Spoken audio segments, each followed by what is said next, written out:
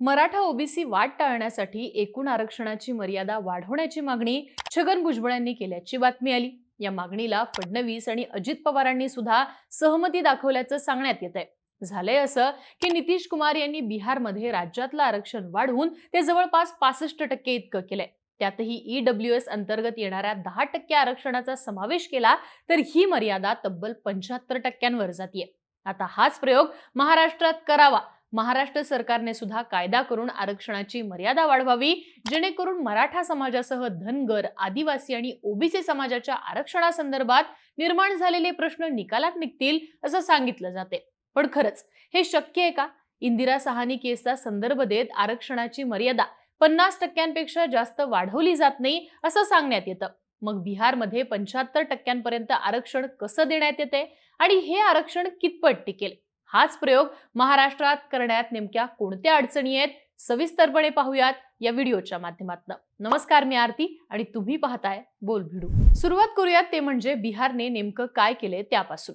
बिहार सरकारने जातनिहाय जनगणना पार पाडली। त्याची आकडेवारी जाहीर झाल्यानंतर विधानसभेत आरक्षण दुरुस्ती विधेयक 2023 मंजूर करून घेतलं। विशेष म्हणजे विरोधी पक्ष असणाऱ्या भाजपने सुद्धा या विधेयकाला समर्थन दिलं। या विधेयकानुसार मागास आणि अतिमागास समाजाला पूर्वी 30% आरक्षण दिलं जात होतं, जे आता 43%पर्यंत वाढवण्यात आले। अनुसूचित जातींचं आरक्षण 16%वरून 20%, तर अनुसूचित जमातींचं आरक्षण 1%वरून 2% करण्यात आले। हे आरक्षण वाढवताना जाती आधारित जनगणनेचा संदर्भ देण्यात आला। विधानसभेत विधेयक मंजूर झाल्यानंतर हे विधेयक विधान परिषदेत मंजूर होईल आणि आता त्यानंतर राज्यपालांची सही होऊन हे विधेयक अंमलात आणलं जाईल। आता महाराष्ट्रात सुद्धा याच मार्गाने मराठा आरक्षणासाठी प्रयत्न केले जावेत अशी मागणी केली जाते। पण ती नेमकी का ते पाहूयात। तर एक तर मराठा आरक्षण द्यायचं असेल तर सरकार समोर 2 पर्याय आहेत। पहिला पर्याय म्हणजे क्युरेटिव्ह पिटिशनच्या माध्यमातून सर्वोच्च न्यायालयाचे दरवाजे ठोठावणं। मात्र यातली मर्यादा म्हणजे इथे पुन्हा नव्याने पुरावे देता येत नाहीत। कोर्टात जरी नव्याने पुरावे दिले तरी आरक्षण टिकेलच असं सांगता येत नाही। दुसरा पर्याय म्हणजे ओबीसी प्रवर्गातनं मराठ्यांना आरक्षण देण्याचा। मात्र इथे सरसकट मराठ्यांना कुणबी दाखले देता येत नाहीत। जरी दाखले देण्याचा निर्णय झाला तरी जात पडताळणी अशक्य गोष्ट असल्याचं सांगण्यात येते। दुसरीकडे ओबीसी विरुद्ध मराठा असा संघर्ष देखील निर्माण होतोय। या दोन्ही गोष्टींच्या मर्यादा दूर करायच्या असतील तर बिहार प्रमाणे जातनिहाय जनगणना पार पाडून आरक्षणाची एकूण मर्यादा वाढवत नव्याने मराठा समाजाला आरक्षण देण्याचा पर्याय हा बोलून दाखवला जातोय। पण हीच गोष्ट मराठा आरक्षणाच्या स्वतंत्र आरक्षणाबाबतीत सुद्धा सरकारने केली होती। मग मराठा आरक्षण टिकलं नाही तर ते बिहार प्रमाणे आरक्षणाची मर्यादा वाढवून कसं टिकणार आहे? तर इथे देखील इंदिरा साहनी प्रकरणाचा संदर्भ देऊन सर्वोच्च न्यायालय आरक्षणाची 50% मर्यादा ही अधोरेखित करू शकतं। अर्थात हा विषय समजून घेण्यासाठी आपण इंदिरा साहनी खटला नेमका काय होता ते आधी समजून घेऊया। 1992 साली सर्वोच्च न्यायालयाच्या घटनापीठाने ऐतिहासिक निर्णय देत आरक्षणासाठी 50%ची मर्यादा घालून दिली होती।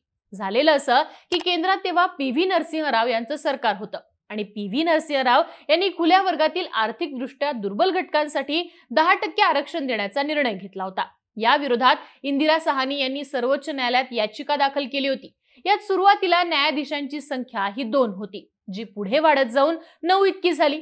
त्यानंतर ज्या राज्यात 50% आरक्षणाची कॅप वाढवण्यात आली ते आरक्षण कोर्टात टिकलं नाही। उदाहरणच द्यायचं तर मराठा आरक्षण। असंच 2022 मध्ये आंध्र प्रदेशात शिक्षक भरतीसाठी 100% एसटी कास्टसाठी दिलेलं आरक्षण, छत्तीसगडमध्ये 2022 मध्ये वाढवलेलं 58% आरक्षण, 2017 मध्ये ओडिसा आणि राजस्थानमध्ये वाढवलेलं आरक्षण, गुजरातमध्ये पटेल आरक्षणाच्या मागणीनंतर आर्थिक आधारावर दिलेलं 10% आरक्षण, अशी सगळी आरक्षणं सर्वोच्च न्यायालयात टिकली नाहीत तर मग बिहारचं आरक्षण सर्वोच्च न्यायालयात कसं टिकेल? तर हे आरक्षण टिकवण्यासाठी 3 प्रमुख पर्याय आहेत। या 3 पर्यायांना फॉलो केलं तर महाराष्ट्रात सुद्धा आरक्षणाची कॅप 50%च्या वरती वाढवली जाऊ शकते। यातला पहिला पर्याय तो म्हणजे सर्वोच्च न्यायालयात अपवादात्मक परिस्थिती सिद्ध करणं। इंदिरा साहनी प्रकरणात निर्णय देताना राज्याने अपवादात्मक परिस्थिती सिद्ध केली तर आरक्षणाची मर्यादा वाढवता येते असं म्हणण्यात आलेलं आहे। आता ही अपवादात्मक परिस्थिती म्हणजे काय?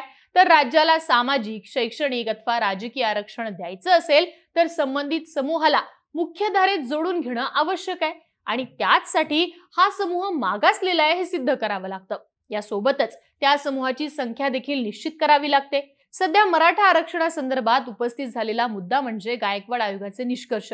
अशा वेळी बिहारमध्ये जाती आधारित जनगणना घेण्यात आली आहे। जाती आधारित जनगणना झाल्यानं त्या समूहाची लोकसंख्या समोर आली आहे। अशा वेळी सरकारी नोकऱ्यांमध्ये असणारी सध्याचं प्रतिनिधित्व डोळ्यासमोर ठेवून अपवादात्मक परिस्थिती सिद्ध करणं हे बिहारला सोपं ठरणार आहे। महाराष्ट्रात सुद्धा आरक्षणाची अशा प्रकारे मर्यादा वाढवायची असेल तर सगळ्यात पहिल्यांदा जाती आधारित जनगणना ही करावी लागेल। बिहारचे मुख्यमंत्री नितीश कुमार यांनी जाती आधारित जनगणनेचा दावा करूनच आम्ही अपवादात्मक परिस्थिती सिद्ध करू शकतो असा दावा केलेला आहे। त्यानंतरचा दुसरा पर्याय राहतो तो म्हणजे संविधानाच्या 9व्या अनुसूचित आरक्षणाची तरतूद सामील करणं। बिहारचं 75% आरक्षण का टिकेल तर बिहार राज्यासमोरचा दुसरा पर्याय आहे तो म्हणजे हा कायदा बिहार सरकार केंद्राच्या समोर ठेवून तो 9व्या अनुसूचित सामील करण्याची केंद्राला विनंती करेल।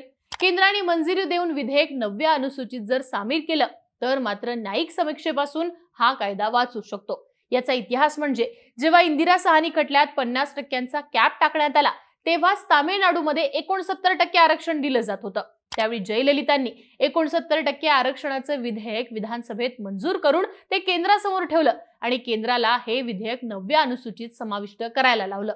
नरसिंहराव सरकार जयललितांच्या पाठिंब्यावरती तरलेलं असल्यानं केंद्रानं सुद्धा 76वी घटना दुरुस्ती करत 9व्या अनुसूचित ते ठेवलं। त्यामुळे या कायद्याविरोधात सर्वोच्च न्यायालयात जाण्याचे मार्ग हे बंद झाले।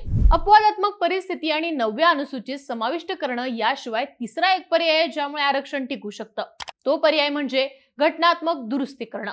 मात्र इतर राज्यातून असलेल्या जाट, पाटीदार, गुज्जर आंदोलनाने पुन्हा वेग पकडू नये म्हणून केंद्र सरकार हा पर्याय स्वीकारताना दिसत नाहीये।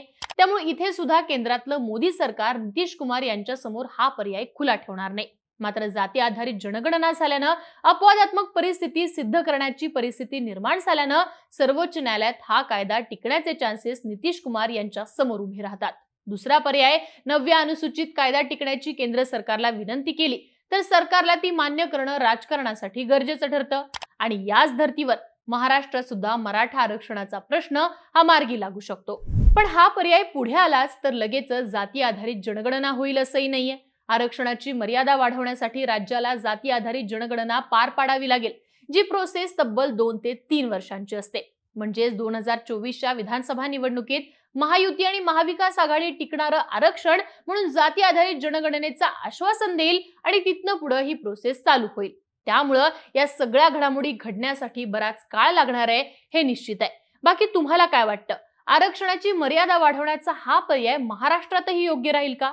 तुमची मतं आणि प्रतिक्रिया कमेंट बॉक्समध्ये लिहून नक्की कळवा आणि अशाच माहितीपूर्ण व्हिडिओसाठी बोलबिडूच्या YouTube चॅनलला नक्की सबस्क्राइब करा।